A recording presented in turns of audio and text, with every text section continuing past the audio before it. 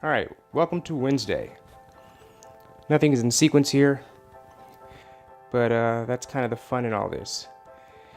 What am I working on now? Well, you might recognize this thing here, 10 of you. If not, this is the grab bag. I've used it a long time ago and I teased this bag, so we may or may not see that soon. Also, I'm kind of just doing a little scan of my office here. You might recognize that little guy right there. I've used him plenty of times. That is me and Timmy. There's my... Ooh, back there. Let's see if you can spot him.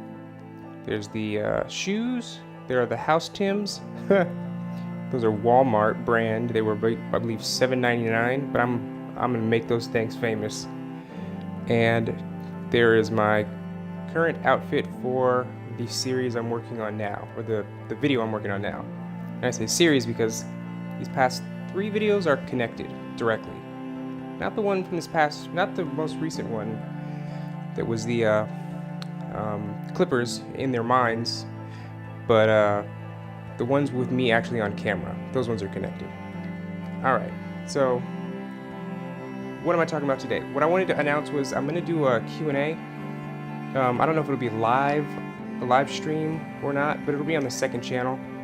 But I just wanted to advertise and say, if you have any questions for me, just ask them. Ask them in the comments and just hashtag it, I don't know, the NBA Storytelling and Editing Learning Center.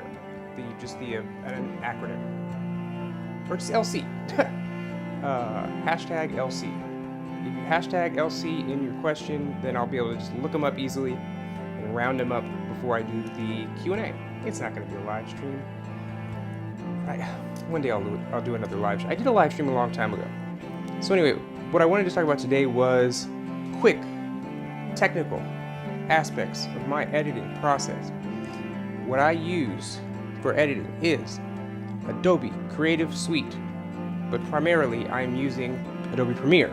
I'm pretty adept at Premiere. I did make a stop at Final Cut for a while when necessary. Yeah, it's funny, I actually got a job a while back and it was required that I know how to cut in Final Cut, and I never even touched Final Cut before. But I said, oh yeah, I know how to use Final Cut. And in the weekend before starting the job, I opened it up for the first time. And here's the point with editing systems, because you get a lot of this. People say, oh, I'm going to step up my game next year and get, the professional editing software. And you're sick of using, I don't know, Studio Vega. Is that a thing anymore? Or you are using iMovie and you want to move up to Final Cut or whatever it is. These guys have been in a lot of videos. That's a prop right there. But it doesn't matter. I'm serious. Unless you're doing heavy effects on a video, it doesn't really matter. As long as you can make cuts, you can lay video over video, and you can put music and manipulate the levels, it doesn't really matter in terms of the storytelling. And people get really caught up on the actual editing as if that's going to bring your product to a higher level. What's going to bring your product to a higher level are better storytelling, more in-depth storytelling, more detail to your storytelling, more emotion. I was just talking to a buddy of mine from way back, Mojo99. I was complimenting him on his energy. If you find yourself reading a script almost as an afterthought, or just reading a script kind of in this, there's this way of people on YouTube for reading a script where they just kind of drop the words and it's just another thing and another thing and another thing.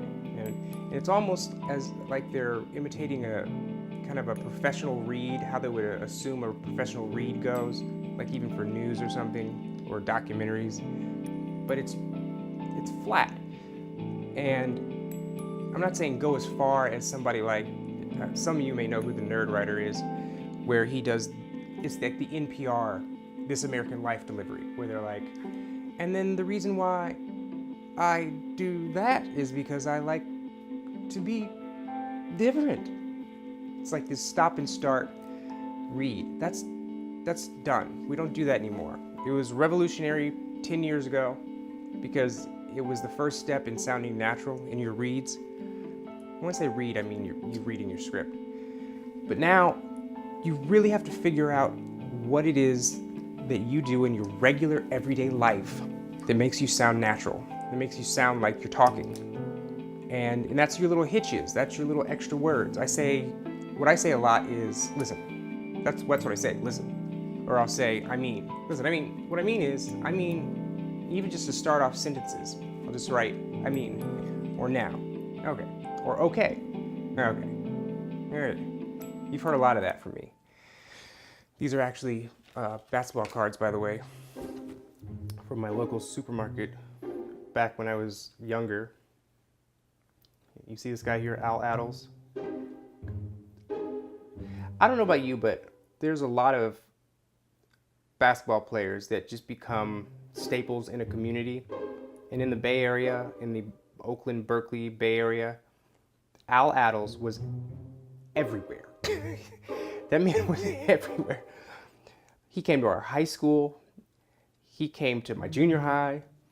I went to a basketball camp. He popped up there telling us the same old stories about the 50s and 60s and 70s, which is great. But I'm like 7 or 8 or 9 or 15, and I don't care at that point. And after a while, it's just like all the cachet dissipates. And it's just some old man telling you about his job from 30 years ago. I mean, he had a great career. I think he coached the championship team, the Warriors in '79, who swept the Bullets 4-0. And that was one of the rare situations when a team sweeps the favorite team. Because basketball is really interesting because it's one of those few sports that actually the best team is going to win the championship every year. For whatever reason, the best team wins. And that includes even times like when Detroit beat the Lakers. They were the better team that year. So he was on that team, or he coached that team when they won against the Bullets, and they swept the favorites. And the Bullets were heavy favorites. And I think the Warriors were like a 6th or 7th or 8th seed. I might be exaggerating, but that's what time does. Stories do. They get exaggerated. So anyway, he popped up everywhere, man. This guy was everywhere to the point where I was just like, please, I went to Warriors camp a couple of years in a row where we actually played, we got to play in the Oakland Coliseum and do all our little drills there. That was a lot of fun. But they had a special guest speaker, and it was supposed to be somebody like exciting, and then that person like backed out. It's supposed to be, Chris Mullin or something, and then here comes Al Attles. We're just like, all right, here we go. There's Al again, telling his Al stories.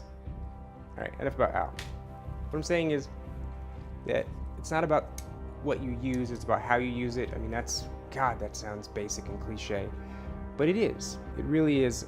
And if you find yourself, the only time you should ever really move up in your editing software is if you really find yourself being held back.